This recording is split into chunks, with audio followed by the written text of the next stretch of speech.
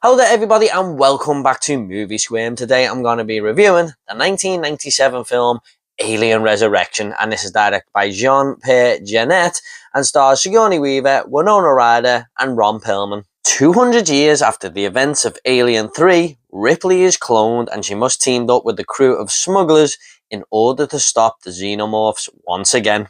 Now, I remember being really excited for this movie as a kid. I remember renting it from the VHS store after it came on video after being at the cinema. I was too young to go and see it, and I was really disappointed when I finally watched it. I was totally underwhelmed. This movie didn't really do much for me at all. And I watched it again many years later, and I remember still not liking it, but some time has gone by, and I was really looking forward to rewatching this one again to see it through much older adult eyes and see if I can connect with it a lot more. So let's get into it. Yes, this whole setup is kind of ridiculous. It feels like a 3-year-old could have come up with this scenario in order to bring Ripley back. Any excuse to bring Ripley back into this franchise for the fans of Aliens. And even though it's a clone, so they say it's not really her, but, you know, it's sort of her. It looks exactly like her, minus the bald head from Alien 3.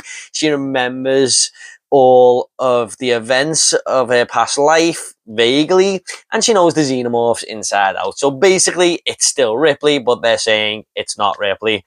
But more on her character in a bit. And having these doctors breed some xenomorphs as well, I mean, that was always the goal of these mad scientists, to sort of investigate the life of these things, and they were always going to tamper with them, and it has finally happened here. So yeah, it's just another easy way of getting the xenomorphs and Ripley together. These scientists sort of bringing up history and having it take out in the present day, or 200 years later from the past events of Alien 3, may I say. But it just feels like a very easy way of making an Alien movie, and a very easy setup. And you know what? This just might work for you if you're not too worried about the lore and the whole world and universe of Alien being messed about with that much. You can just go into this movie and expect a decent little Alien film, I feel.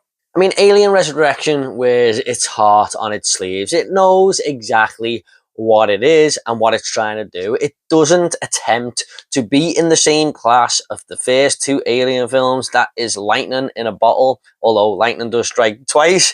But this is just going for the fun factor. Now, once shit sort of hits the fan in this movie, about 30 minutes in, it's a non-stop thrill ride, and you can just have a bunch of fun with this movie. It's a total goofy 90s sci-fi cheese fest, really, but it just wants you, it just begs you to go along with the ride and not take it too serious.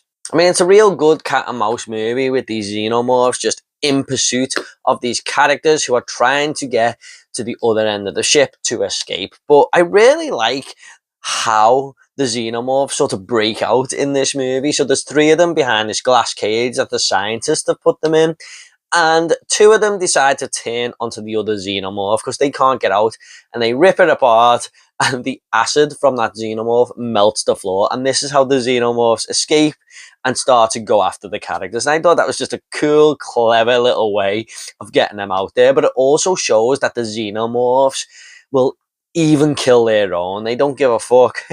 They are out to just for blood, and that's it. So they'll even kill their own to get what they want. And this film has a really great cast as well. There's such a bunch of likable characters to get behind here. You got Gary Dourdan, who is basically this ruthless killer. He's got these guns up his sleeve, really, and he just pops them out when he's ready to kick some ass. I thought he was a great character in this movie, the coolest character by far. You got Ron Perlman, who's this real nasty piece of work, this real nasty tough guy, but you sort of grow to like him as the movie goes on. And you got Winona Ryder, who's arguably my favourite character in this movie. She's kind of got her own little mission going on there, and trying to find out what these scientists on this ship are really up to with the xenomorphs.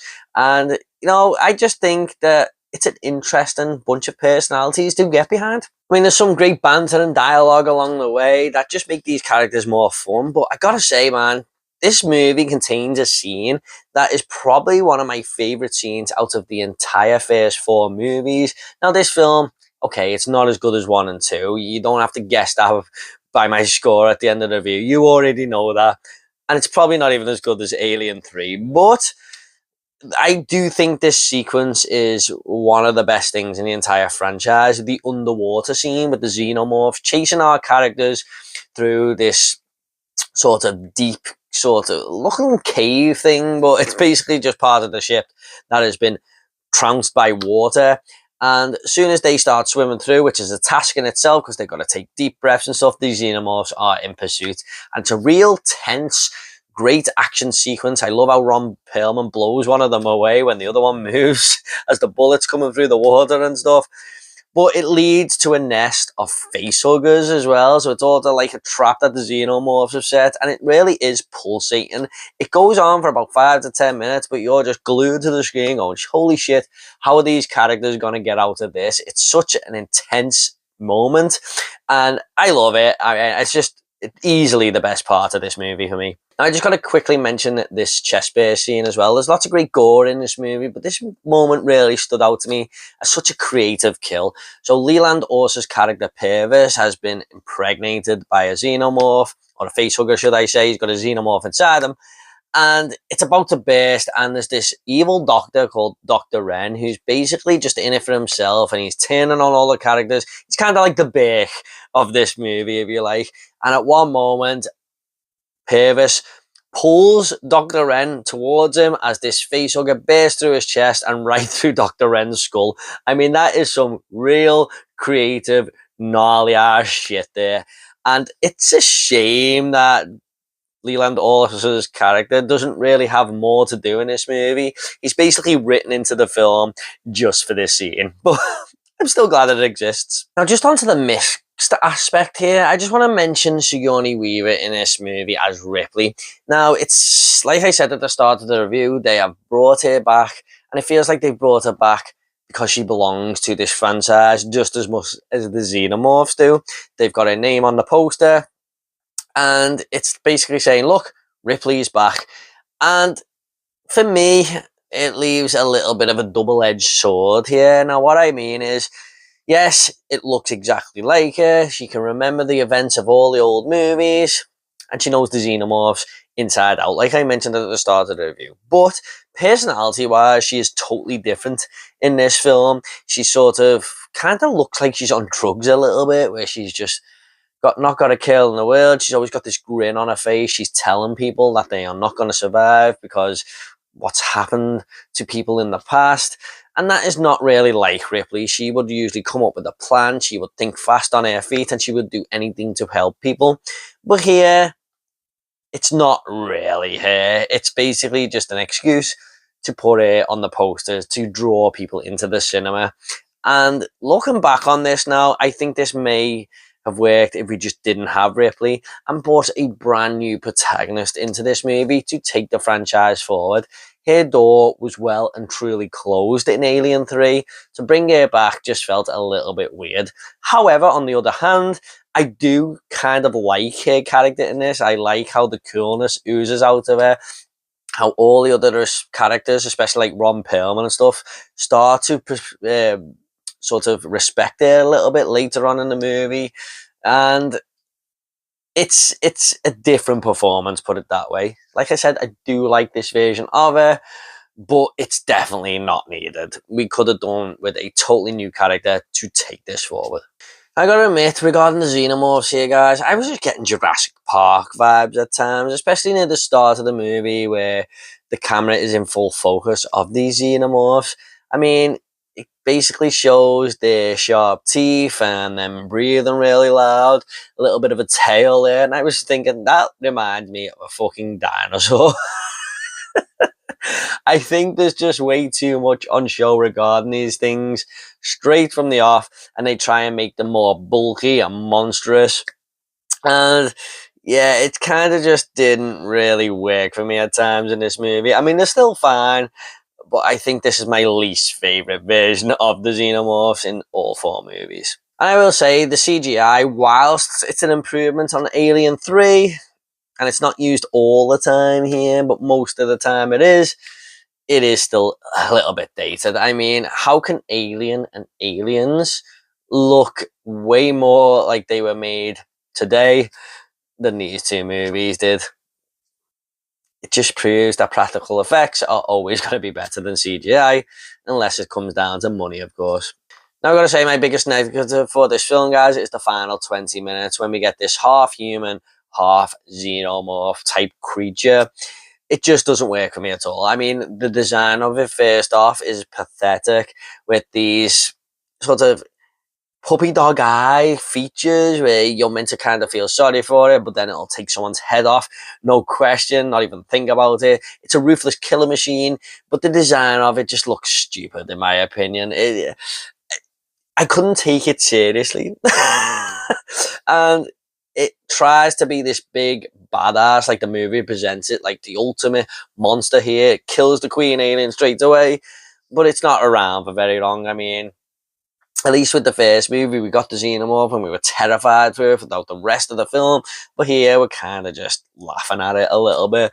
And the best thing about it is its death scene. I mean, when it gets sucked through that tiny hole, I mean, wow, that is a great death scene. I will give it that. So, yeah, unfortunately, I thought this was a really bad call. What's the deal with Brad Dourif's character, who's been cocooned down there in the nest, and explains to Ripley about this half human, half xenomorph creature that's about to come out? I mean, he sounds very over enthusiastic. He sounds excited about it.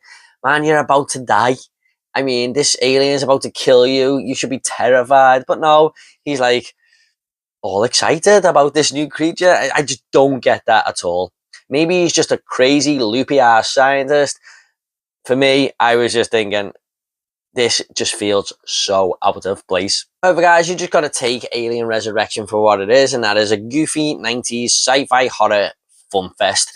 I mean, there's quite a few movies that came out in that subgenre I've just made up right there in the 90s. That kind of worked for what they are. I'm just going to go ahead and rate this movie now. I'm going to give Alien Resurrection a 7.5 out of 10. This might seem like a little bit of a high score for some people, but I've got to admit, I had a lot more fun with this movie this time around. Okay, guys, at the end of these reviews, I always like to leave a little fun fact. Now, a fun fact for Alien Resurrection is that actor Ron Perlman nearly drowned whilst filming the underwater scene. He banged his head on a sprinkler and was out cold and had to be rescued by the medical crew who were on set. Okay, guys, I hope you all enjoyed this review. Don't forget to check out my Aliens, and Alien 3 review. They'll be in the link down below. I'm going to be trying to review Prometheus and Covenant next, so look out for them. What do you think of Alien Resurrection? You're a fan? You're not a fan? Did it grow on you like it did to me? Please leave a comment down below, and don't forget to give this video a like and subscribe to this channel if horror is your sort of thing. Thanks so much, guys. You take care, and I'll see you on the next video.